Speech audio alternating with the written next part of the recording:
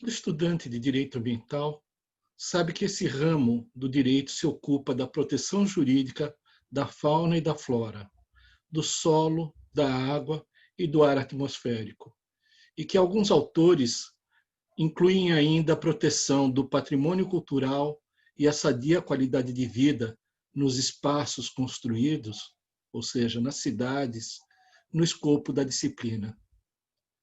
Dizer que o direito ambiental é um novo ramo do direito, em pleno ano de 2020, talvez seja um exagero.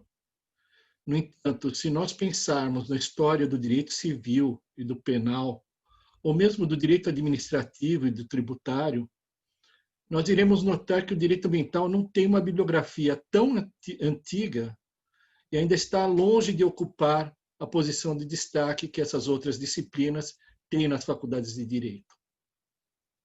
O direito ambiental, na verdade, parece acomodar-se melhor ao lado de outras disciplinas que normalmente só são ministradas nos 2 últimos anos do curso de graduação, como é o caso do direito do consumidor e dos direitos da criança e do adolescente, ou de determinados tópicos dos direitos humanos que não ganharam ainda espaço no currículo das faculdades como disciplinas autônomas, caso dos direitos das mulheres, das minorias raciais ou das pessoas com deficiência.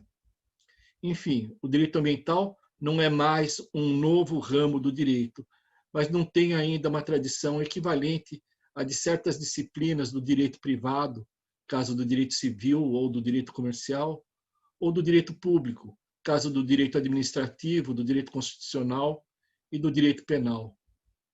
No entanto, já na década de 1930, existiam no Brasil leis codificadas versando sobre uso de florestas, água, recursos minerais, além de uma lei voltada exclusivamente à proteção do patrimônio cultural. Isso sem falar de uma profusão de normas sobre saúde pública. Enfim, todos esses temas são objeto de estudo do direito ambiental, tal como o conhecemos hoje. No entanto, somente 3 ou 4 décadas após o advento do primeiro Código Florestal Brasileiro, ou do Código de Águas, ainda hoje vigente, é que começaria a se falar em legislação ambiental.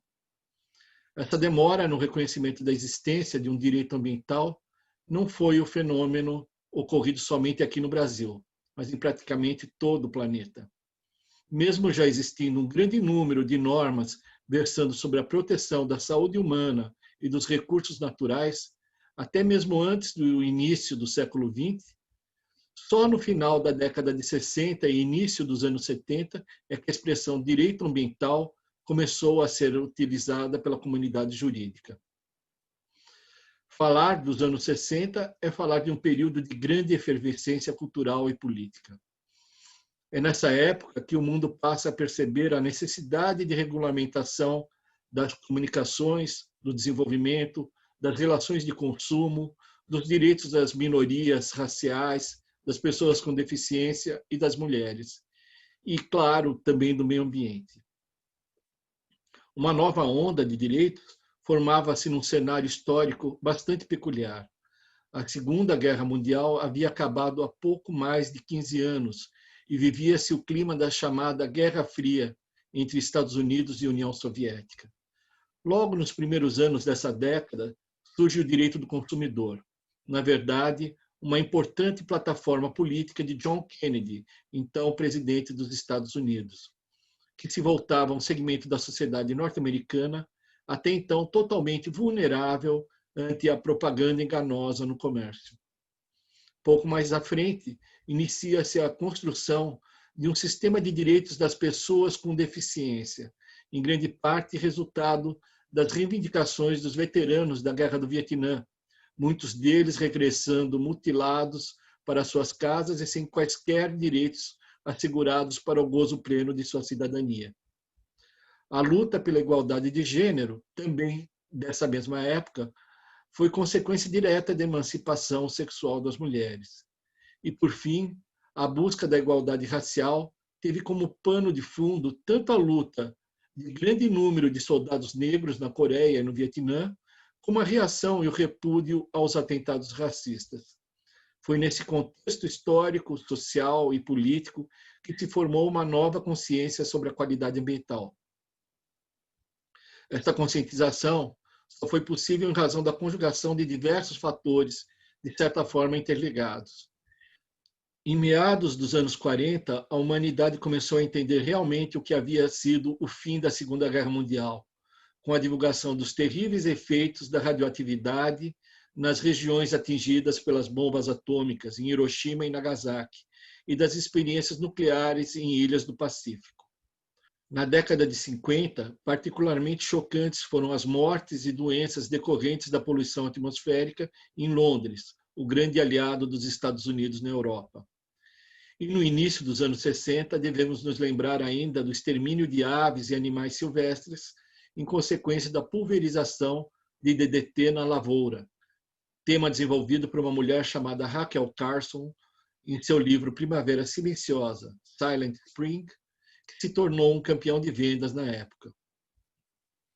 Essa profusão de novos direitos que surgem na década de 1960 levou alguns juristas a afirmarem que a clássica dicotomia advinda do direito romano entre direito público e direito privado, bipartição que orientou toda a formação do direito ocidental, começava a entrar em crise. E isto porque, para esses autores, essas novas modalidades de direitos, a rigor, não se enquadrariam adequadamente em nenhuma dessas duas categorias. Mas talvez a bomba atômica, a poluição do ar e das águas ou a dispersão de substâncias venenosas na agricultura não fossem fatos tão impactantes a ponto de se questionar a chamada summa divisio. Talvez a verdadeira ruptura do paradigma tenha sido um outro fato, não o horror da consciência de nossa capacidade para a autodestruição, mas algo transcendental e maravilhoso. Talvez o que tenha mudado definitivamente a concepção de um planeta onde os interesses podem ser divididos em públicos e privados tenha sido a sua visão a partir do espaço. Pois foi no dia 12 de abril de 1961 que Yuri Gagarin, jovem soviético de 27 anos de idade, lançado em órbita na nave Vostok 1, disse para a humanidade: a Terra é azul. A visão da Terra em sua inteireza, a partir do espaço, teria um impacto tão gigantesco no plano cultural que, de fato, a partir daquele momento não seria mais possível aceitar passivamente que o homem continuasse a lançar bombas atômicas e a envenenar as águas do mar e dos rios, o solo e o ar atmosférico com produtos químicos e rejeitos industriais, matando seres humanos, a fauna e a flora de nosso planeta azul. No plano jurídico, estava lançada a missão desse novo direito, o direito ambiental.